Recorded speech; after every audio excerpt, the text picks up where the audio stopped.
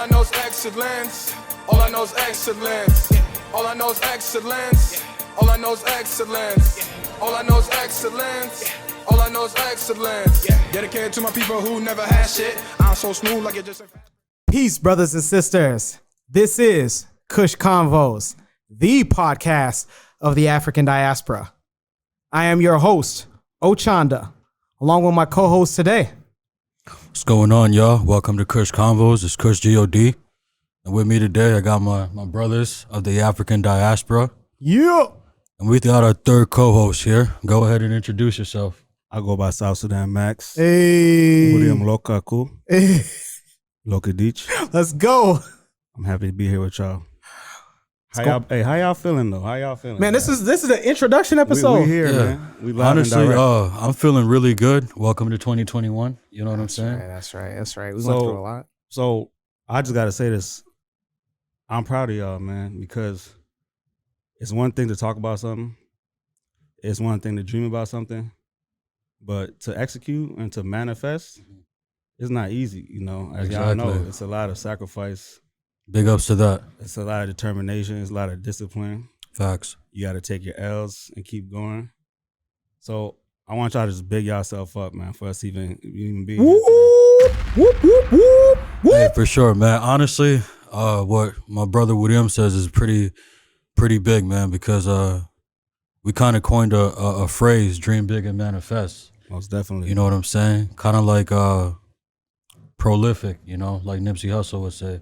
So that's our term now, and what we're going to manifest and push is on top of open-ended dialogue with KushKonvos is to dream big and manifest. Dream big but manifest. That's right. And, you know, all of this happened just so organically. It really just happened from us just having conversations literally about the things that are affecting our community. And we already have this rapport with each other. You know, we've known each other for a long time. Me and Kush God, we went to high school together.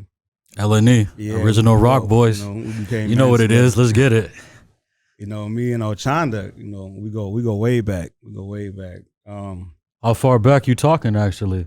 Man, we go back to the mud. You know, to the mud, the refugee camp. Okay, I get that. Okay. Yeah, below poverty level. You know? So it's just crazy that we've known each other for that long. And not only we've known each other, we're still here, still building our friendships, building our businesses. You know, that's very important. A lot of people don't get to do that, especially people that they care about. Right. So salute to y'all, man, for being real. Yes, sir. You know what's interesting about it is, like William was saying, you know, shout out to South Sudan Max. I've known bro since, you know, like August 2005, man. Open gym is where I met dude. And I met Ochanda through Max is what's funny. But me and Ochanda have probably only seen each other maybe 3 or 4 times. That's right. I really don't know the past you 15 years. that well. So since I don't know you that well, right. Let's go ahead and let's give the listeners a little bit about you. Who are you? Yeah, my name is Bomkot. I go by Kush G-O-D as of recently. And a little bit about myself. I'm a nomad, first things first. Yep. I've lived all over. Yeah. All over where? The world? No, all over. I mean, I'm a Midwest boy, but I've traveled quite a bit, man. Since I've landed in '94, I came here when I was 3. But on top of that, you know, I'm from the Nuer, a Nilotic tribe. I say that with your chest, bruh. The Nuer, a Nilotic tribe. I got blood ties to that too, you know. My family stems to the foundation of what Nuer people are from the beginning to our homeland in Bantu. I don't take too much pride in that, but that's a whole nother discussion. But William, if you could tell us about where you're from, west of the Nile. Go ahead. So first and foremost, South Sudan is my tribe. Hey. Kush bomb for South Sudan. 64 plus tribes. Yeah, I'm proud to say that my father comes from Central Equatoria, from the Kuku tribe. No. Say that with your chest, bro. The big Kuku tribe. Okay. So, to be exact, I come from Kajukeji. Let's go. Right? But I'm from the Nyefo subsection of Kuku. Okay. Rodo Payam, to be exact. I'm also proud that my mother is from Eastern Equatoria, from the Didinga tribe. She grew up in Capoeira, but we're really from Lauro. She's also mixed with Toposa, so shout out to all my cousins on all the sides, man, from Central Equatoria. Yeah, some deep Equatorial ties right there.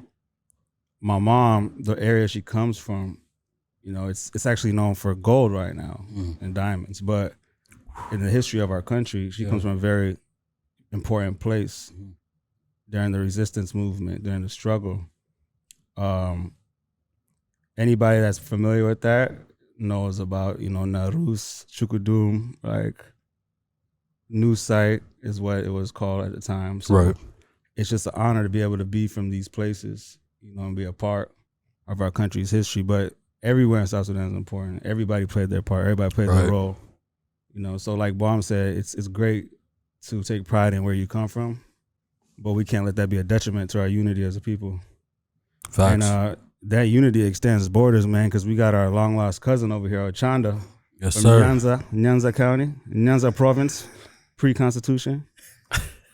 Yeah. You know, a lot of you might know me by other names, but my name is Ochanda. This is my given name by my parents.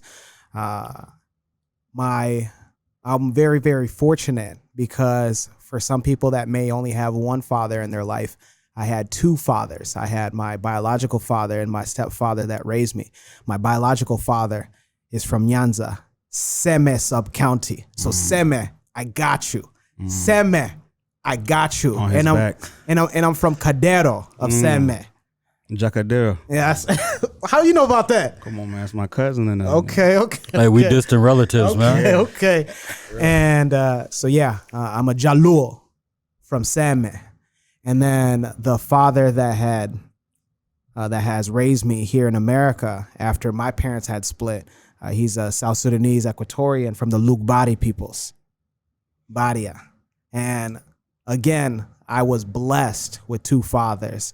And this father that has raised me here in America, he's done an awesome job, as you guys can see. Some of you guys, sure you guys might have other things to say, but I'm very proud of the way that I've grown up.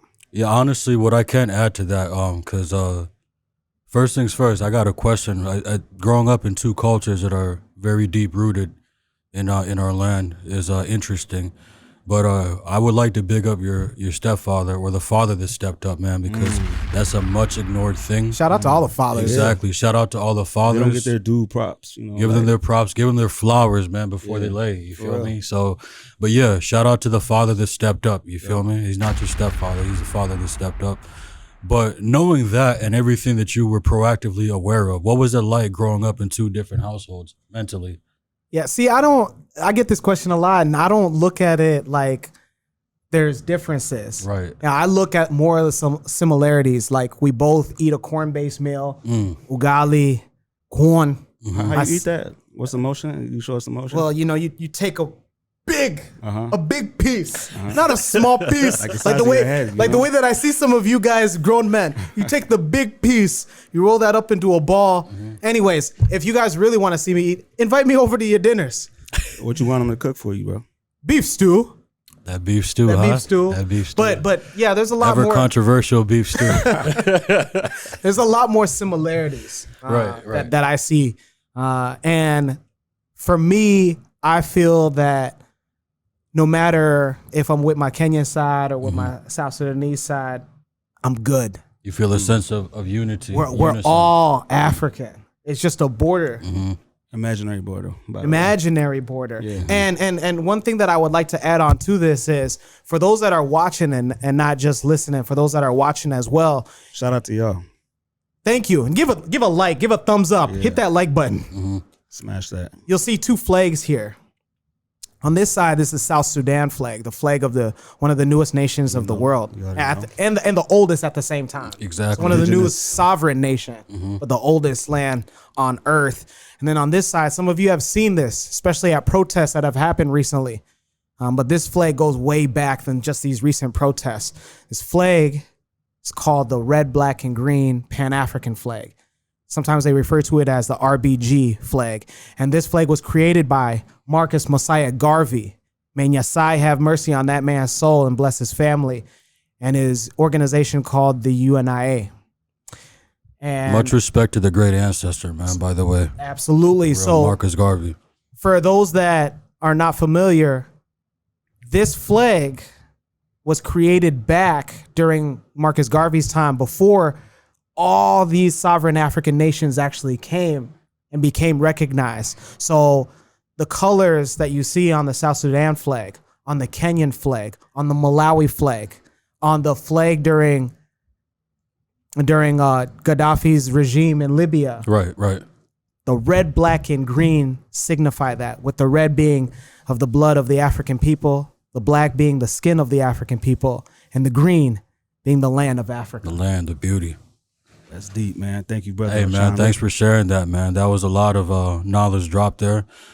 So, yeah, I love that. I love that even back then, there were individuals that wanted unity. And so my question is, what does that have to deal with KushKonvos, and what is KushKonvos? Right. And honestly, I would say what KushKonvos is and what it stands for is open-ended dialogue, safe space, and a willingness to be able to open your mind if you're not knowing something. I think one of the things that kind of causes us to like disconnect is feeling like we're not being heard or we're not being seen. Now, what KushKonvos is going to do is going to bring anybody that has a story to the table, or anyone who has a product to the table, and it's open space for everybody. As much as it's tied to just the three brothers here, we want everybody to feel welcome, and come and share your story. This is exactly what we're here for. A question that I got is, I love that. Now, where does the name KushKonvos come from? Is that a strain of some, of some plant? What is Kush? Yeah, and that's a great question because obviously because of what Kush is known to be now in this time of existence, it's known linked to something. But for us, the three of us at this table, and for all Nilotes across the world, what Kush is the Kush Kingdom. And the Kush what? The Kush Kingdom. Let's go. Drop a Kush bomb. Drop a Kush bomb. So it's a commemoration to the ancestors, that were around before all these tribes existed, and some of the things that do ties together. So, which like us being culturally diverse in what we are, right? Kush is something that we do stem from. So, we got to use that to bring us to the table. At that teaching point, me. Yeah, at that point, there's open space because it could have been called Nuer Conversations. Yeah. Right. Yeah. Who's gonna come to that unless you're Nuer, though, right? So Kush, it's opening the lane for anybody who feels a tie to that. Not just East Africa? Not just East Africa, because Kush and Kemet existed before these countries existed, And you talking about the antiquity of Africa? The antiquity of Africa. To be honest with you, I don't want to take up too much space on this, but exactly what Kush and Kemet were stemmed from the north of Egypt all the way through Sudan and parts of Abyssinia today.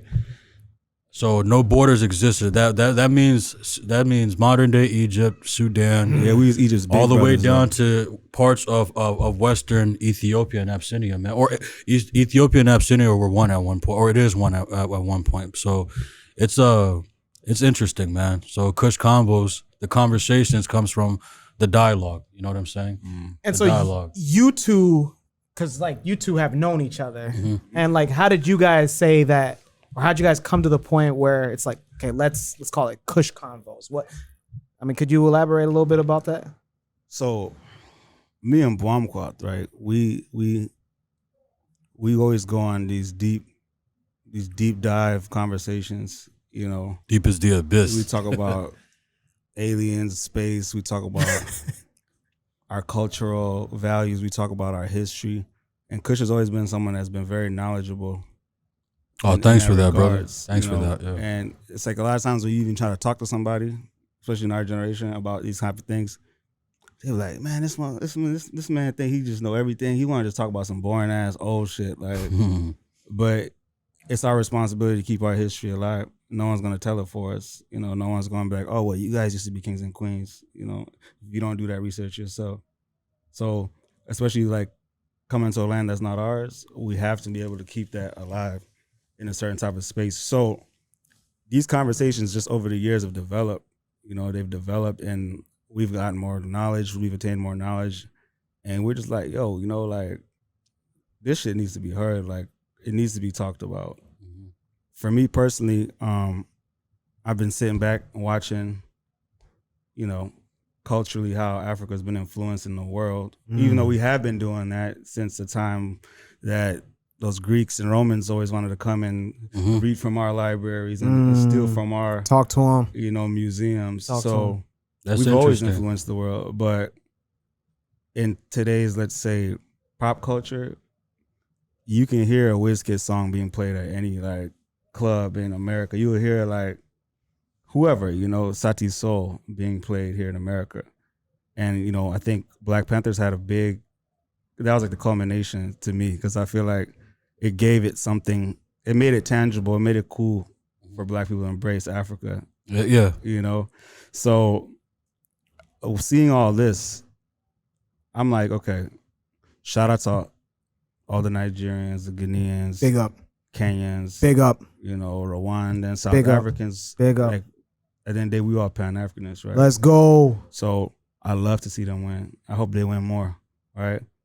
But I feel that we need to have a platform for ourselves as well, because in this world, if you don't own anything, if you don't have anything of yourself, you know, no one's gonna respect you. You can't ask for a seat at the table, you know, if you don't have your own. So for me, I see so many talented Sudanese artists, whether it's music, whether it's literally like painting, whether it's business, models, athletes, poets, entrepreneurs of all types. And I feel like they deserve their due shine. They deserve their recognition, you know? So I felt it was so important for us to create a platform where we could do that. You know, we're here to support everybody. We're here to help everybody, but we also got to have our own platform. So for anybody that has their own product, their own like lotion, like weave, or like lawn mowing business, catering business, you know, we're willing to just, you know, put your item on display, shout out your business, because at the end of the day, it's about exposure for us. You know, if you win, we win. So yeah, just link up with us, man. You know, let's work. What you guys can expect from KushKonvos is not just a podcast where people just talk and then you get entertainment. That's fine. If that's what you guys want to listen to, that's not this show. You're going to get entertainment, but you're going to also get something else out of it. There's going to be a benefit. Every guest that we're going to have on the show, you can expect has a program, meaning that they're going to have something that's going for them that you can get involved in. Whether that's a practice, whether that's a gym, whether that's government-related activity, there's going to be something that you're going to get a benefit. You're going to be able to reach out to every one of our guests. You're going to have contact information. Again, this is not just a podcast where people just talk and laugh. That's fine. That's nice. But this is not it. No, for sure. I mean, because honestly, at the end of the day, you know, I mean, we don't want to be Sleepy Joe. I mean, I'm sorry to say that, but yeah, like as much as it's 50 racks, man. Right. We're here to not only just converse and be heard, and not only that, be open-minded, but at the end of the day, this is a chance to really just be involved in something, man, proactively.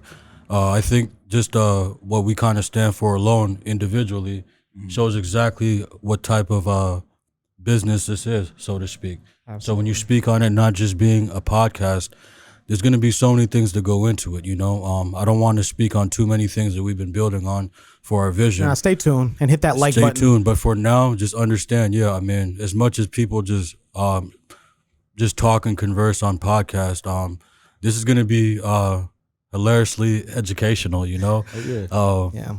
I got two brothers here that I'm telling you got some very interesting things and voices that should be heard.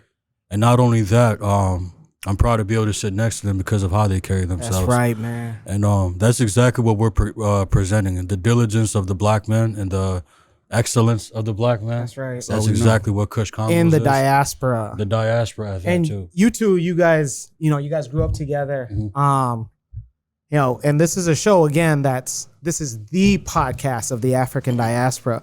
William, you want to talk about at least your experience in the West, specifically America, as a deep melanated Here we go. individual. Here we go, yeah. Trigger.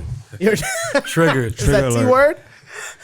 Man, you gotta be careful with them T words. But so first and foremost, we don't have all the answers, right? We don't have, we're learning just like everybody else is learning. We're just trying to create that dialogue. What we do have though is a wealth of experiences. We all moved here at a pretty young age. I know Kush, you said you were 3. I was 3, 4. Hurricane. We got up out of there together. So, we did grow up in an environment that has a duality of, I'd say, racism and prejudice. Duality is a good word for it. Like, wow. Because He's teaching me words. coming here as a refugee is already a type of trauma already associated with that. If you're not traumatized, let's say like we were young, right? Our parents come from a cycle of trauma. And imagine like at your grown age having to move to another country, you don't know anything. Like you don't know anybody. You never experienced, right? So that alone, on top of what they already like trauma that they probably already went through, is hard enough. So we coming into the situation in America, right? And clearly this is not our country. So it's like, I'm not surprised if a white person is going to be racist towards me. I expect it. Like Right. something that's just, Yes, yeah. hey, It's you know, historic, man. hey, yeah, like Yeah. it is what it is. So as an African refugee, we come here and then we get immersed in the culture, right? Whether we want to or not, we get immersed in it. And part of that is, like I said, as being Sudanese, it's like a multi-layered level of like, just kind of like prejudice you got to deal with, Talk to. What do you mean multi-layered? Like What you mean? we've been here for a long time, right? We've been here before it was cool to be African, We took them arrows in our backs. Like we were going to school. We're talking pre-Hidden Colors generation. Man, I'm Before Hidden Colors. Before Black before Panther. YouTube. Before Yeah. YouTube, okay? Yeah. Back when we was just, man, you black, you're just black, you black as hell, and we be in situations where like me and Raheem grew up in South Dakota, Sioux My Falls, gosh. South Dakota, right? Yeah. So we already dealing with the aspect of being in a white environment, white space all the time. And then when we do have interactions with other black people, it's usually more of the negative type because like I said, there's this kind of like, oh, y'all African booty scratchers, y'all lesser than this. So for me, I never used to get in trouble. I only got in trouble for fighting. And my parents were like, what is going on with you? Like, Why were you fighting? man, I was fighting for my integrity and my pride. Like I go to school and I'm trying to eat my food from home and people are talking about, like the whole cafeteria smells like African food. Like, just all types, man. Like They say not about beef stew? man, what? They disrespected beef stew. No. That hurts Yeah, my- that's Man, to where be the honest beef with you- really started for me. Nah, but pun pun intended. intended. Yeah, but in all seriousness, like I developed a hatred for African Americans. I literally looked at them as like my op. Not because I wanted to. It hurt me because I'm like, yo, you supposed to be my brother. You're op? Yeah, and I don't even use that word for black people, I know, man. That infighting is a disease. But when you go into school every day getting bullied, or they're trying to bully you, like eventually, even if you're the most nonviolent person in the world, like you're gonna have to defend That's yourself. right. Yeah, MLK turns into Robin F. Williams real quick. Yeah. So like Robert I said, I F. grew up hating them, and it took me a while. Like it took me a while. Like it wasn't until I got to about high school, right? And Yeah, what changed? so I acquired more knowledge. Like I said, my dad is a Pan-Africanist. So Big up to him, man. yeah, he's always speaking to me about unity of our people and how we need to stay united, But you can't sit here and tell me to be united when I gotta fight 100 dudes every week, Right. So I was like, okay, I can continue hating these people the rest of my life, right? And that's not gonna benefit any of us. Nope. Right? Or I try to embrace them and bring them into my world. So what I started doing is I would invite them over to my house. Like I'd bring them over, and they'd come and see the house. Oh man, you know, all your Africans got nice houses. You know, because you know our moms love to decorate, man. Shout out to y'all. You know, like they match the napkin with everything in the man. So those cloths, man. Like, yeah. So they're like, man, y'all Africans got nice houses, and then you know, our moms, man, God bless them, they be throwing down. So when that beef stew's presented, let's to them, go.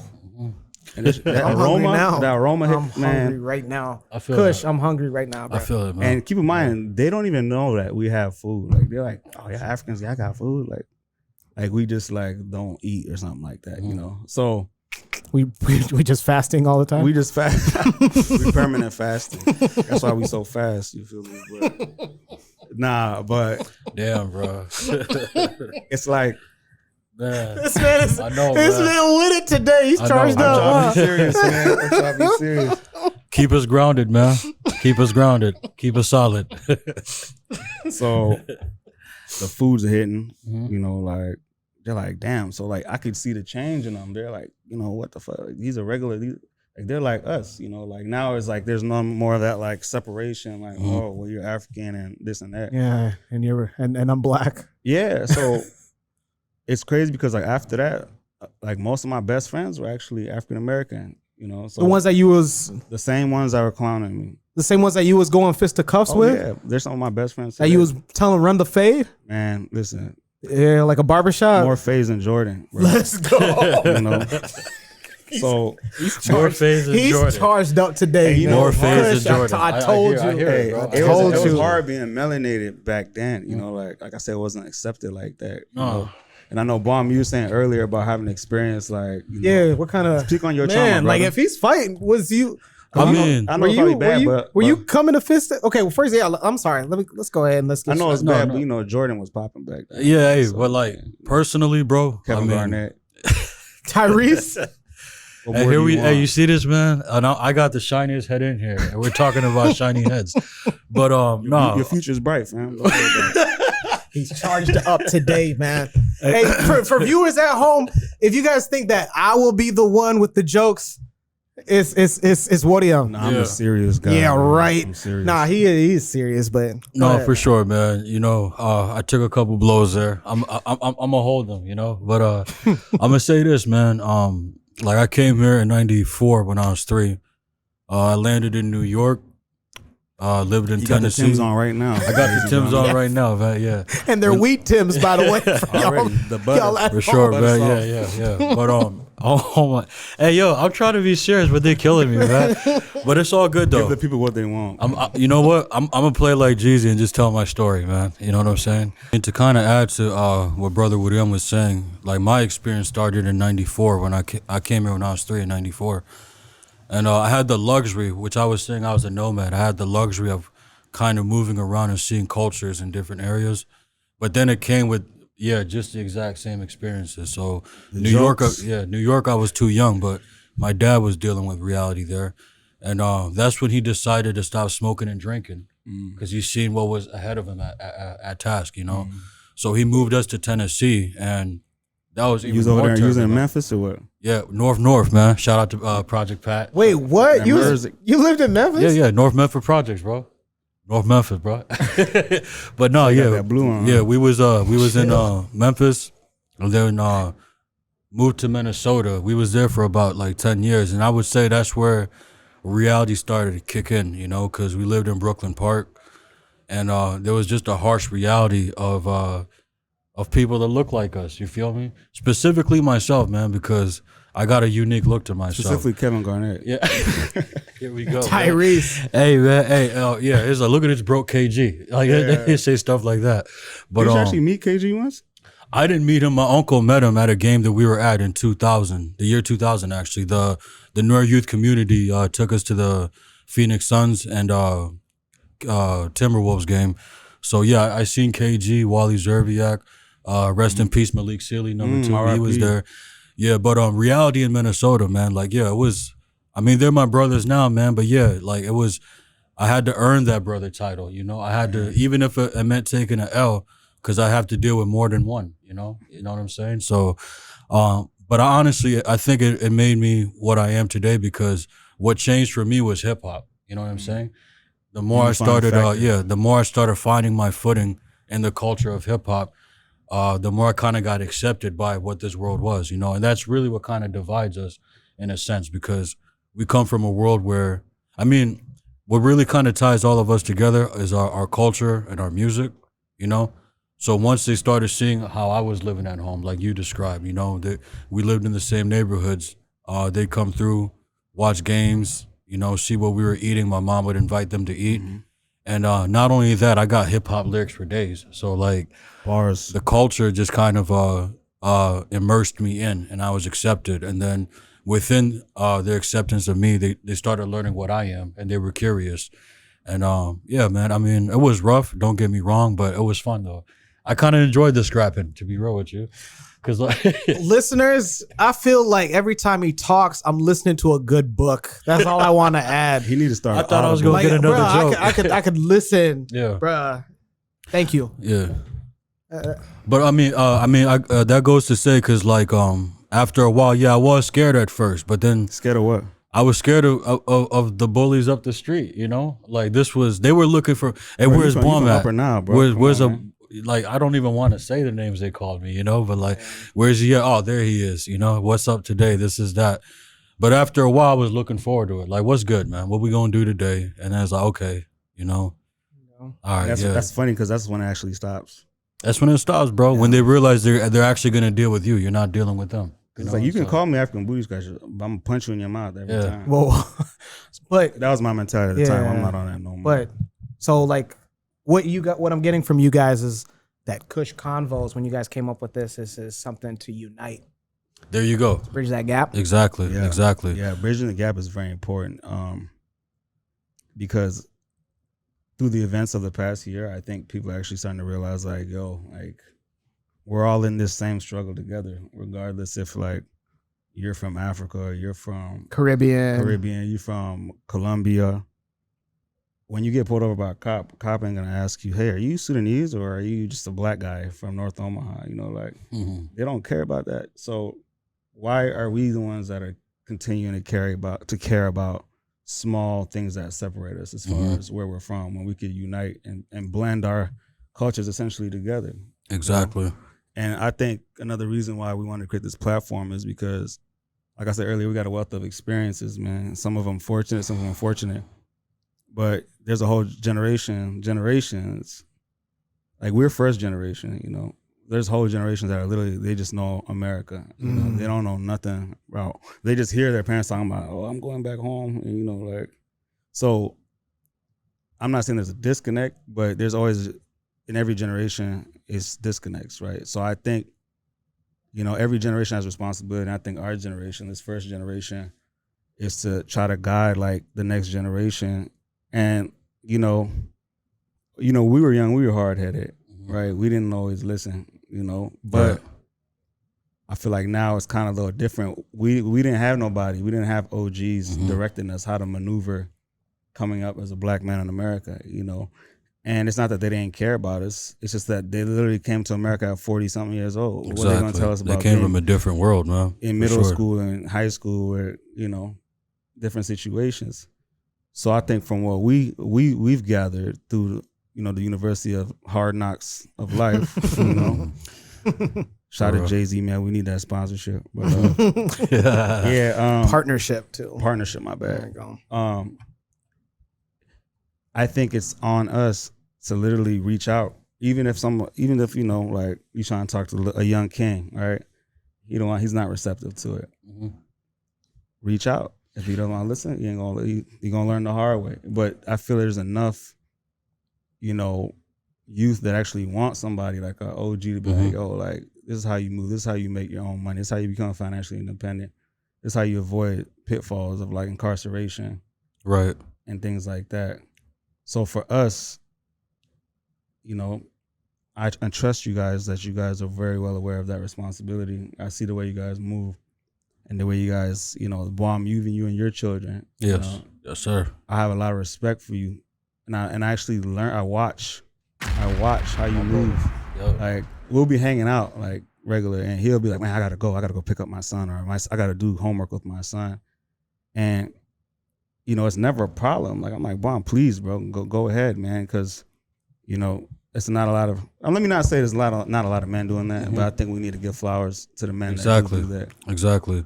And it's your responsibility. Like, not you shouldn't just get flowers because you're doing something you're supposed to be doing. Exactly. And honestly, for our women listeners here, we've been stressing. We love y'all too. Yeah, we love you guys for sure. But the thing is it's a known fact that you guys have been taking care of us. So what we're trying to do right now is encourage our brothers to actually meet you at that 50-yard mark. You know what I'm saying? And I think what we can do, because William was saying some things about being able to reach and use this platform to reach the youth and different demographics of who we are, you know what I'm saying, of the diaspora. I feel like what helps us, though, being the fact that we are first generation Sudanese, is this younger generation that's coming up. We have a connection through the fact that we both grew up here. Exactly. You know what I'm saying? So that's exactly what's going to make this a much easier task than, say, somebody who's speaking on things that are from the 1940s and 50s, you know, and you're disputing them to a young man in 2020 who's 14 or 15 years old. His direction is surviving what's in front of him first. And that's exactly where we step in as big brothers, or even young parents such as myself. Yeah. You know, we got to take initiative and actually steer, because we got that leverage that the last generation didn't. They came here and weren't from here at all. We grew up here, you know. We're Sudanese American, Jalu American, you know, my brother here. Yeah. We always got it. I'm Jalu, not American. Jalu. Not American. Excuse me. Just Jalu. Yes. Go ahead. Before you go, let me just add one more thing to that. When you speak about beefs from the 1940s and 50s, I believe another responsibility of our generation is to end certain cycles, toxic cycles in our community. Exactly. One of those is tribalism. You know, like, we grew up here in America, right? Boom, you're from a different place. I'm from a different place. We're all from different places, right? And imagine a lot of African countries have tribalism. Oh yeah, like it's not for listeners that think it's just your country. It's all over Africa. It's a African pandemic. You know, and honestly, let me say this. Let me say this to our Afro-American brothers and sisters listening. When you think of the term tribalism, I feel like no one really looks at it in depth. So from a perspective I think you guys can understand, imagine gangbanging on steroids. Yeah. That's exactly what tribalism is, you know. Gangbanging on steroids. So that's, bro, we come from the grits of that. You feel me? I think, especially us, we weren't in no battlefields fighting each other. We weren't child soldiers. And there's a lot of people, it's unfortunate, you know, I've seen a lot of people in our generation revert to like some of these, you know, low African culture activities. Counterproductive. That's how you can explain that. People were friends, and then, like, you know, we have issues in our country, and now they're not friends no more just because of certain things, you know. And I understand, you know, everybody's going through their traumatic experiences, but in order to prevent that from happening again, we have to dead that, like, because if we don't do that, because I think in our culture a lot, we just pass things on to the next generation. Like, we don't want to be the one to take responsibility. Like, okay, we're gonna end this shit. You see, with us. So I just want all of us to be aware and to actively combat that. Like, even if the toughest thing is sometimes to be like people you're close to, like, maybe I'm just using an example, your parents or like your uncles. You hear them talking about, oh, A, B, and C is from this tribe, so don't hang out with them or don't be around him. Like, I'm sure some of you have parents that are saying that right now. Yeah, you know, but you're an adult. And there we go. You know better. And you deserve better. Yeah, and honestly, if I could just add to that, man, I feel like, hey, by the way, man, I want to thank y'all for giving me the space to be able to converse and talk with y'all and actually hear me out. My guy. Speak your mind. What I could say to that, man, is see, we stress letting go and severing certain things of who we are, but we also preach that we should know ourselves, right? Absolutely. So we find ourselves at a crossroads when it comes to this, which is why KushKonvos, once again, is very important, why we're going to stress an open-mindedness in how we look at things. Like, for example, I can look at things from a newer perspective. As I'm learning them, I'm going to accept where I may have went wrong in history. So as we move forward, I'm going to know exactly what to discuss with the descendants of someone I might have done wrong before, you know? So we got to know our history from both sides. Like, this person may be your enemy, but that stems from something that might have happened within that history. So don't look at it from a biased standpoint, but look at it from what can I do to make sure we don't have this issue no more? You know, from my perspective, it's very controversial, and I won't get to that, but I can discuss this all day, and I could discuss tribalism all day, because I'm willing to accept my imperfections from my tribe or anything of that nature, you know, and it's about productivity now. So yeah, we should sever those things and also be aware of those things too. You know what I'm saying? What both of these brothers had talked about is there are those of us that have a program, solutions for the issues, and success stories as well. For those of you that know somebody or are that somebody, or whether you're part of an entity or a group, reach out to KushKonvos. Hey, Kush, where can they reach out to KushKonvos? Because we love to have you on the show. Yes, sir. I mean, honestly, you can find us on IG, Twitter, Snapchat at KushKonvos Podcast. Also, you can subscribe on YouTube, KushKonvos TV. And if you need to reach out to us, hit that like button. Yeah, hit that like button, by the way. Yeah, you can reach us through email at KushKonversations101@gmail.com. And you can join us again for another audio escapade. This is Kush God, Kush Conversations. We'll see you next time. Peace. Shout out to the real Kushites. All I know is excellence. All I know is excellence. All I know is excellence. All I know is excellence.